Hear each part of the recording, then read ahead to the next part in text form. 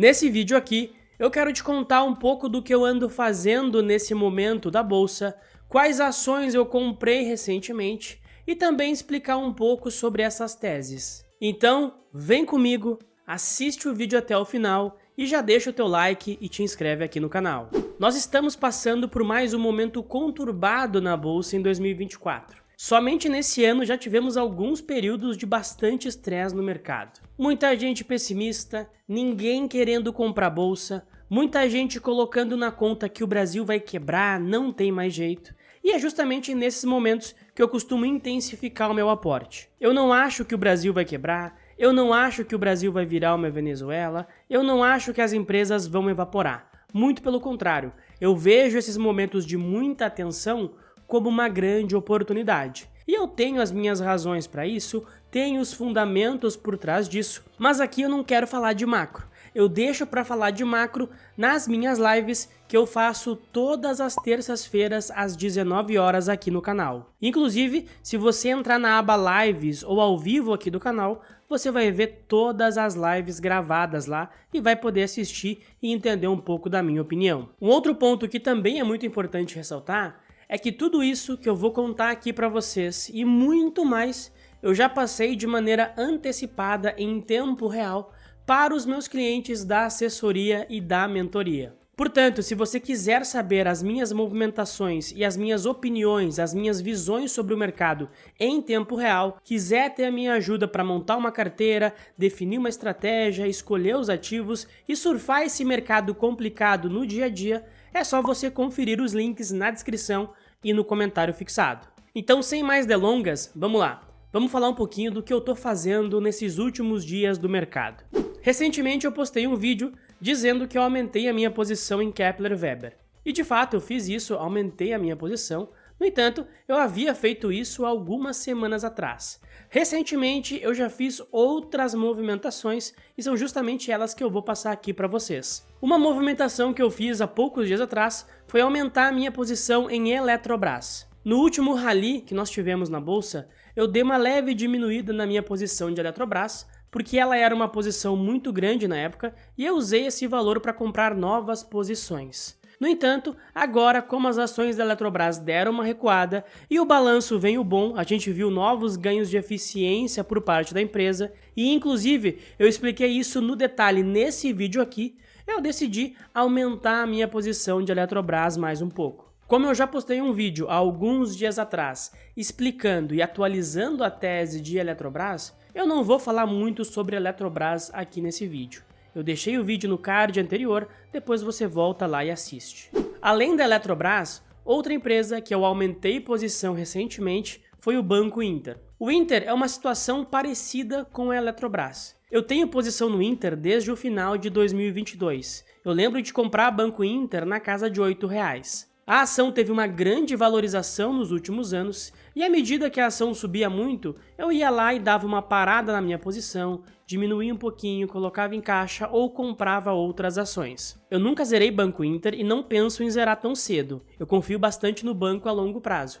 Mas quando a gente fala de um manejo de carteira, de uma boa alocação de capital, é muito importante a gente saber balancear a carteira de acordo com os movimentos das ações. E é justamente isso que eu faço. E quando a ação do Inter bateu na casa dos R$40, eu também diminuí um pouco a minha posição para poder comprar outras ações que eu julgava mais atraentes na época. No entanto, agora, como nos últimos dias a ação do Inter deu mais uma boa recuada, eu aproveitei para comprar um pouco mais e aumentar a minha posição no banco. E eu me sinto muito confortável em aumentar a posição no Inter, eu não acho que o Inter tá caro, isso porque o banco vem mostrando resultados melhores a cada trimestre. E a tendência é que o próximo balanço divulgado pelo banco também mostre uma evolução com relação ao resultado do segundo trimestre. Nesse balanço, por exemplo, eu espero que o Inter entregue um ROI na casa de 11,5%, o que vai dar um lucro bastante relevante. Uma coisa que eu gosto muito no Inter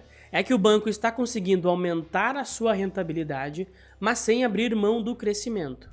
O Inter vem aumentando o número de clientes trimestre após trimestre e, inclusive, um ponto muito importante que foi divulgado há poucos dias é que o Inter está conseguindo crescer a sua conta global também em um ritmo muito interessante. Há poucos dias atrás, o Inter divulgou que ele atingiu a marca de 3,3 milhões de contas globais. Só para efeito de comparação, a Nomad, que é um grande expoente de conta global, tem cerca de 1,8 milhões de contas, enquanto a Wise tem cerca de 2 milhões de contas. Ou seja, o Inter está com um crescimento muito interessante na sua conta global, aumentando a sua penetração no mercado americano, e essa é uma opcionalidade que pode trazer um crescimento muito grande para o banco e que hoje não está precificada no valuation do Inter. E eu mesmo não coloco um crescimento internacional na minha conta. No entanto, é muito importante a gente ter noção de que o Inter está escalando esse crescimento e no futuro pode ser um vetor de crescimento muito importante. E isso tudo sem falar que quando a gente compara o Inter com o Nubank, que é o seu principal concorrente,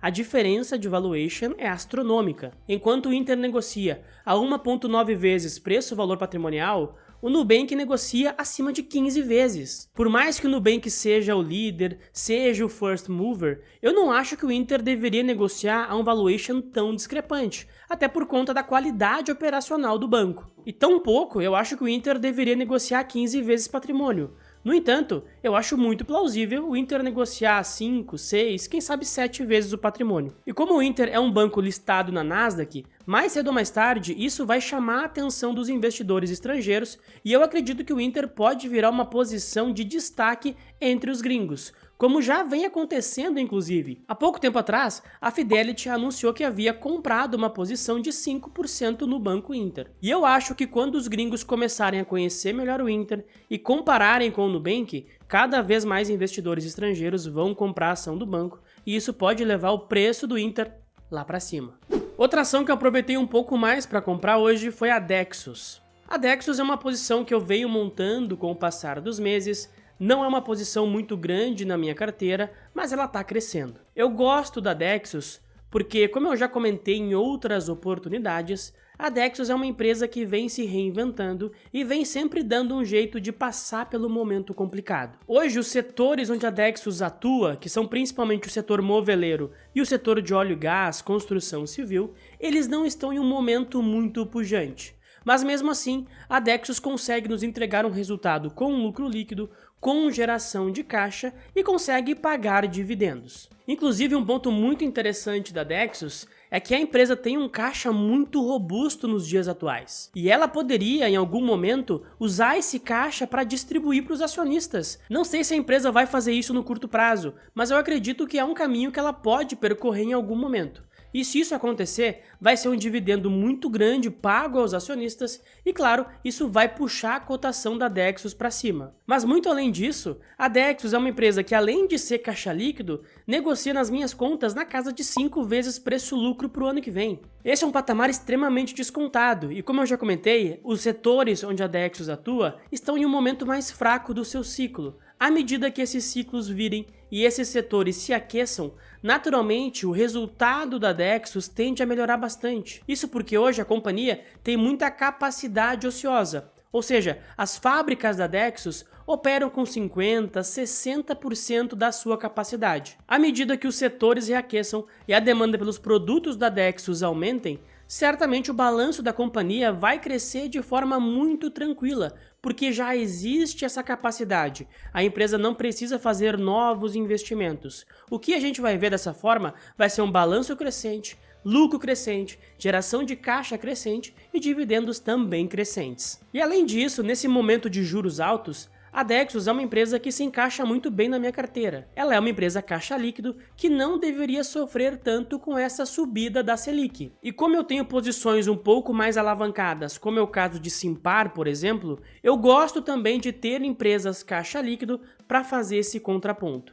Então aqui eu comentei 3 ações que eu comprei nos últimos dias: Eletrobras, Banco Inter e Dexus. E eu deixei uma grana separada, deixei um valor parado na conta, porque eu estou olhando uma outra ação para comprar e é muito provável que eu faça isso nos próximos dias se o mercado continuar caindo. Mas essa ação eu não vou contar aqui para vocês. Essa ação eu só vou contar, e aliás já contei, para os meus clientes da mentoria e da assessoria no nosso grupo de acompanhamento. Então, como eu já falei, se você quiser ter a minha ajuda e entrar nesse grupo mega seleto, confere os links na descrição e no comentário fixado. E outra coisa que eu também quero que você faça é que você me mande aqui nos comentários quais ações você está comprando ou está vendendo nesse momento de mercado. Manda aqui que eu quero saber. E também não esquece, deixa o like no vídeo, se inscreve no canal, ativa as notificações e compartilha esse vídeo com todo mundo que tu conhece. Não tenha medo de compartilhar, compartilha sem medo,